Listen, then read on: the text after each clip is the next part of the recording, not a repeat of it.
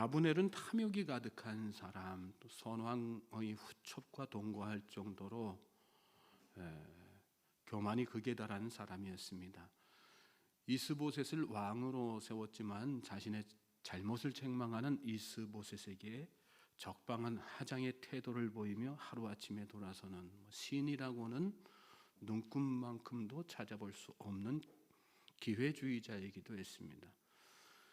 그런 아브넬이 다윗에게 전령을 보내지요. 다윗이 온 이스라엘의 왕이 되도록 자기가 돕겠다는 것입니다. 그러나 그 속내는 어디에 있는 걸까요? 그걸 통해서 나중에 한 자리 차지하겠다는 사익, 권력욕에 있는 것이죠.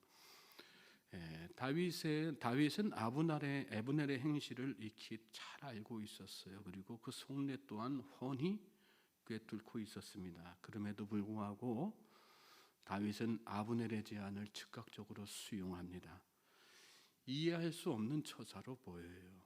개인적인 관계를 생각해도 그렇죠. 아브넬은 사울이 살아있을 때에 사울과 함께 다윗을 죽이는 데 앞장섰던 사람입니다.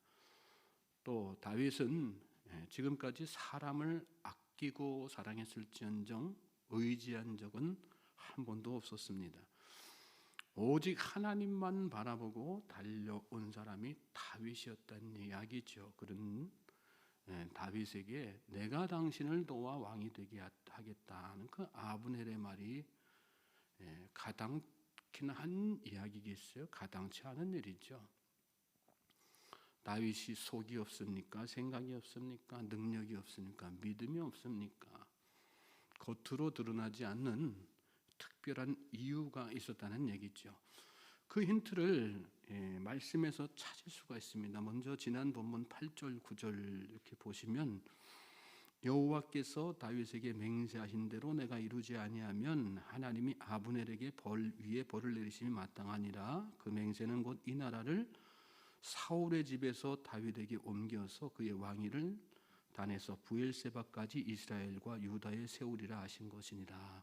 하나님께서 이 나라를 사울의 집에서 다윗에게 옮기셔서 그의 왕위를 단에서 부엘세바까지, 여기 단에서 부엘세바까지라고 하는 말은 온 이스라엘을 말합니다. 다윗의 왕위를 온 이스라엘에 세우시겠다고 하나님께서 맹세하셨다는 그런 얘기죠. 오늘 본문 18절에도 같은 얘기가 나옵니다. 여호와께서 이미 다윗에 대하여 말씀하시기를 내가 내 종 다윗의 손으로 내 백성 이스라엘을 구원하여 블레셋 사람의 손과 모든 대적의 손에서 벗어나게 하리라 하셨음이니라. 다윗을 향한 하나님의 분명하고도 확고한 계획을 이렇게 말하고 있는 것입니다.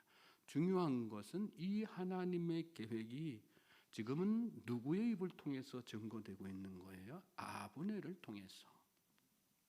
이 말은 비록 부족한 아브넬일지라도 그 속에 거짓과 탐욕으로 점철된 검은 속내가 가득 차 있을지라도 하나님의 이루고자 하시는 일에 그를 사용하시겠다는 하나님의 의지가 있다고 하는 말입니다. 다윗은 바로 그걸 본 거예요. 다윗은 하나님을 보았고 하나님의 계획을 보았습니다. 아브넬이 인간적으로 하면 비록 상종 못할 사람이지만 그 또한 하나님께서 하나님의 도구로 택하셨다는 사실을 본 것입니다. 실제로 오늘 본문 말씀을 보면 하나님은 다윗이 직접 나서서 하기 어려운 일들을 아브넬로 하여금 하게 하시는 것을 보게 됩니다. 17절 18절 같이 읽겠습니다. 시작. 아브넬이 이스라엘 사람들에게 말하여 이르되 너희가 여러 번 다윗을 너희의 임금으로 세우기를 구하였으니 이제 그대로 하라. 여호와께서 이미 다윗에 대하여 말씀하시기를 내가 내 종 다윗의 손으로 내 백성 이스라엘을 구원하여 블레셋 사람의 손과 모든 대적의 손에서 벗어나게 하리라 하셨음이니라 하고, 이스라엘 장로들은 그동안에 여러 차례에 걸쳐서 다윗을 임금으로 세우는 게 어떻겠느냐 하는 그런 의견을 제시했던 것 같습니다. 아브넬이 그걸 힘과 권력으로 막으니까 포기하고 있었던 것이죠. 그런데 아브넬이 이제 그들 앞에서 다윗을 왕으로 세우는 일, 너희들이 원하던 일 아니었냐? 그러니까 그 일을 추진해라. 공식적으로 그렇게 이야기를 한 것입니다. 그 뒤로 이스라엘 장로들 앞에서 어떤 실질적인 움직임들이 일어나게 되는 것이죠. 이 상황이 아브넬이 아니면 할 수 없는 일입니다. 그렇지 않습니까? 아무리 다윗에게 호의적인 생각을 가지고 있다고 하더런 한들 아직 이스보셋이 왕으로 세워지는 상황이에요. 그리고 그 위에 아브넬이라고 하는 권력자가 막강한 군사력을 배경으로 해서 버티고 있는 그런 상황. 그런 마당에 다윗이 나서 가지고 장로들을 모이라고 한다고 해서 쉽게 모일 수 있겠어요? 하나님의 계획이 나를 왕으로 이렇게 세우는 것이니까 나와 함께 힘을 모으자, 나를 도와달라 그런다고 해서 선뜻 그들이 나설 수 있는 상황이 아니죠. 실세인 아브넬이니까 가능한 일이었습니다.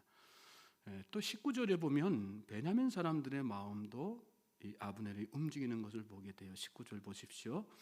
아브넬이 또 베냐민 사람의 귀에 말하고 아브넬이 이스라엘과 베냐민의 온 집이 선하게 여기는 모든 것을 다윗의 귀에 말하려고 헤브론으로 가니라.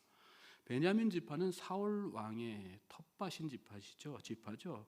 베냐민 사람들은 사울을 절대적으로 지지했던 사람들이에요. 다윗을 사울을 죽게 한 원흉 또 원수로 여겼던 그런 사람입니다.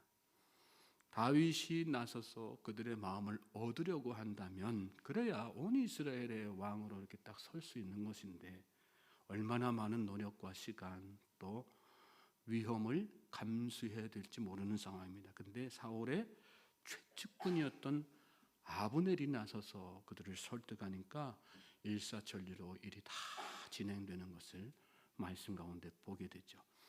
자, 그렇게 아브넬이 나서서 다윗을 왕으로 세우는 그 일을 이스라엘과 베냐민의 온 집이 좋게 여기도록 만들었다는 거예요. 여기서 우리가 하나님의 사람으로서 사람, 환경, 상황을 바라보는 시각, 생각, 관점이 어떠해야지 되는지를 깨닫게 됩니다. 하나님의 큰 뜻, 빅피처를 바라보고 생각해야지 된다는 것입니다. 크신 하나님의 계획을 바라보아야지 되는 거고요. 그 관점으로 사람을 대하고 환경을 대해야지 되는 것이죠. 우리는 간혹 하나님의 계획보다 나의 감정이 앞설 때가 있습니다. 하나님의 생각, 하나님의 기준이 아니라 내 생각, 내 기준으로 사람이나 환경을 대하는 것이죠. 결과적으로 어떻게 돼요? 하나님의 일을 다 그르치게 되는 거예요. 저런 사람과는 함께 할 수 없어. 저 사람은 나하고 신앙이 안 맞아.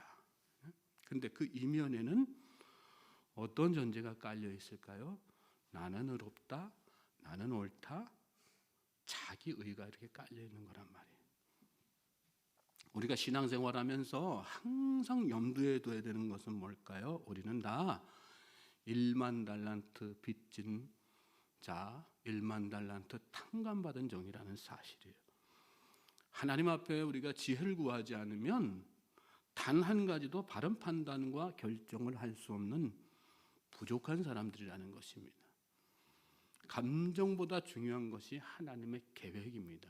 그리고 내 눈에 보이는 것보다 중요한 것이 영적인 안목이라는 사실을 잘 깨달을 수 있길 바랍니다. 이 순서가 뒤바뀔 때 우리 삶에 늘 문제가 생기는 거예요. 요압 장군이 그래서 실수하게 됐죠. 20절에서 25절이에요. 같이 읽겠습니다. 시작. 아브넬이 부하 20명과 더불어 헤브론에 이르러 다윗에게 나아가니 다윗이 아브넬과 그와 함께 한 사람을 위하여 잔치를 배설하였더라. 아브넬이 다윗에게 말하되 내가 일어나 가서 온 이스라엘 무리를 내 주 왕의 앞에 모아 더불어 언약을 맺게 하고 마음에 원하시는 대로 모든 것을 다스리게 하시리이다 하니 이에 다윗이 아브넬을 보내매 그가 평안히 가니라. 다윗의 신복들과 요압이 적군을 치고 크게 노략한 물건을 가지고 돌아오니 아브넬은 이미 보냄을 받아 평안히 갔고 다윗과 함께 헤브론에 있지 아니한 때라. 요압과 함께한 모든 군사가 돌아오매 어떤 사람이 요압에게 말하여 이르되 넬의 아들 아브넬이 왕에게 왔더니 왕이 보냄에 그가 평안히 갔나이다 하니 요압이 왕에게 나아가 이르되 어찌하심이니까? 아브넬이 왕에게 나왔거늘 어찌하여 그를 보내 잘 가게 하셨나이까? 왕도 아시려니와 넬의 아들 아브넬이 온 것은 왕을 속임이라. 그가 왕이 출입하는 것을 알고 왕이 하시는 모든 것을 알려 함이니이다 하고, 이스라엘 장로들과 베냐민 사람들의 마음을 다윗에게로 이렇게 다 모은 아브넬이 다윗을 만나 그 상황을 전하죠. 21절에 보면 여전히 그는 자기가 하나님의 도구일 뿐임을 자각하지 못하는 그런 부족한 모습을 보여요. 그러나 다윗은 거기에 개의치 않죠. 불편할 수 있는 그런 상황이지만 도리어 잔치를 배설하고 그를 치하해요. 그리고 평안하게 돌려보내는 것을 보게 됩니다. 문제는 그 뒤에 일어납니다. 요압이 다윗의 신복들과 함께 전장에서 대승을 거두고 돌아와요. 의기양양했겠죠. 아브넬이 다녀갔다는 소식을 어떤 사람을 통해서 듣고 다윗을 찾아가서 왜 그를 살려보냈느냐 이렇게 난리를 치는 것을 말씀 가운데 보게 됩니다. 25절에는 이런 말씀을 하죠. 이런 얘기를 하죠. 왕도 아시려니와 넬의 아들 아브넬이 온 것은 왕을 속임이라. 그가 왕이 출입하는 것을 알고 왕이 하시는 모든 것을 알려 함이니이다. 아브넬이 왕을 속여서 첩자 노릇을 하기 위해서 이렇게 온 것인데 그걸 깨닫지 못하고 왜 보냈냐? 왕 앞에서 일장훈계를 합니다. 왕도 아시려니와 그랬지만 그 속뜻은 뭐예요? 왕이 돼가지고 그것도 모르냐 그런 얘기죠. 지금 요압과 다윗 사이에 위아래가 아예 없는 상황이 된 거예요. 요압은 감정이 앞서는 사람이었습니다. 감정이 앞서는 사람, 감정을 통제하지 못하는 사람들의 특징은 한순간에 아나무인이 된다는 거예요. 어른이고 뭐고 없지요. 위아래 질서가 다 무너지죠. 때와 장소를 구분하지도 않습니다. 상대방의 감정도 안중이 없죠.